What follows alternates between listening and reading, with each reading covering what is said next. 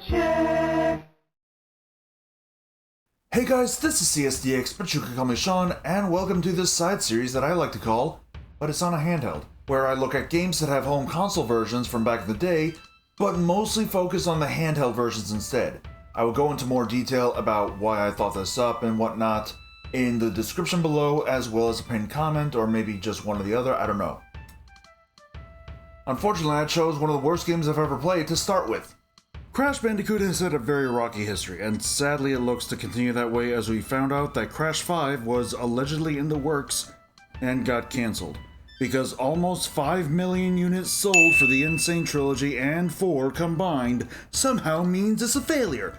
I blame the immeasurably high standards Call of Duty set. Well, at least we have the older games, such as the OG Trilogy, CTR, Crash Bash, the Wrath of Cortex, Twin Sanity. I need to play this sometime. But at some point after all that, for whatever reason, they said, fuck it, and decided to completely change the gameplay and character designs up with Crash of the Titans, when they might as well have made that for a new IP.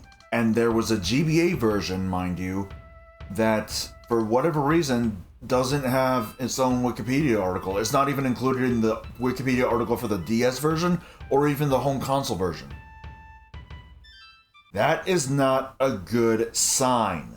I did a video on the home console version last year, and can sum it up as just meh. It's a beat 'em up that involves you taking control of monsters to beat up other monsters to then take control of, rinse and repeat. But the GBA version? It's a 2D beat 'em up where you'll just plow through the game with one button being mashed 90% of the time, even when you jack a monster. Look, I swear, this is the phrase it's referred to as, I swear. You can jack a monster to use different abilities such as spitting flies and shooting a beam of electricity, all of which don't even matter. You can literally go through the game just mashing B, save for the occasional jump or double jump, and nothing would be any different. It's arguably even more monotonous than it sounds too. In fact, going from monster to monster isn't anywhere near as seamless as it is on your home console. You have to get off your monster and land on the ground in order to then jack a new one. I'm serious, that's just how it's worded. Don't leave me. However, it feels a bit bugged to do, because when I stun a monster to jack and get off the monster I'm already on, God, this wording is terrible. Instead of landing in front of the ladder to jack the former, which is supposed to happen by the way, I made sure to test this, I land behind the ladder, and the ladder slides into the former more smoothly than a shaved bottom, or even how smoothly I go into DMs, which is not smooth at all, which results in me having to jump over both of them in order to jack the former. Hey, do you like the video? Subscribe and hit the like button! It'll help the channel grow quite a bit, and if you're interested and also are financially able to do so, I put these up a week early on my Patreon for $5 at the least. No bid for this is just one of those things that are exclusive to the public upload.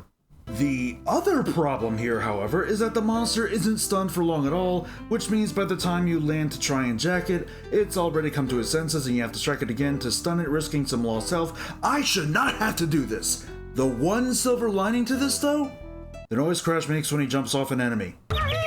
It's really neat, and it doesn't get grating at all, surprisingly. It's kind of cute, actually. This is already ridiculous. What do you have to say about this, Crash?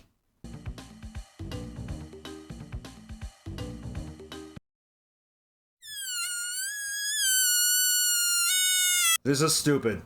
I love it. Well, rather, I love that this can be meme material. See, Crash is a lot more audible in the home console games. I never said he actually spoke words or was intelligent or anything, but we can actually hear what he stammers in that version, and can tell he's at least trying to contribute to the conversation. In the GBA version, because no one audibly says anything, save for that aforementioned sound clip, you can remove Crash's quote-unquote dialogue, and nothing would be different at all. It's a waste of text, it's a waste of cartridge storage, and I'm pretty sure Crash Huge Adventure and Crash Entranced on GBA, the same hardware by the way, managed to work just fine without trying to make Crash say anything, let alone random noises. Wait, I just realized something. There's a 360 version, which again I looked at about a year ago, and there's also a Wii version.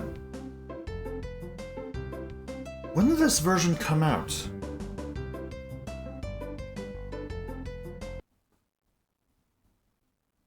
You're joking. 2007? Really?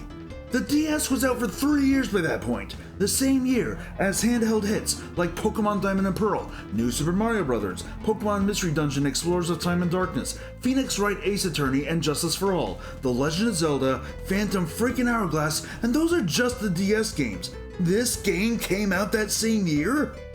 What? Why? By the way, one thing that stood out about the 360 version was how wildly different most of the designs of the characters are, most notably Uga Uga, Coco, and Tiny Tiger. The reason I bring this up is that it turns out Dingodile is in this game. I am very excited for how he will look in this game. Most likely, he looks the same.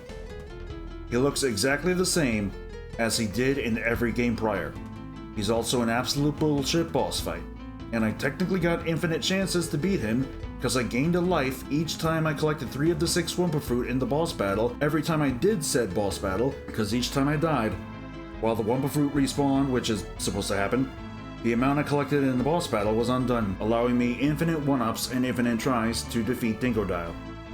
I'm pretty sure that's intentional, but I think it's funnier to say this game is just awful.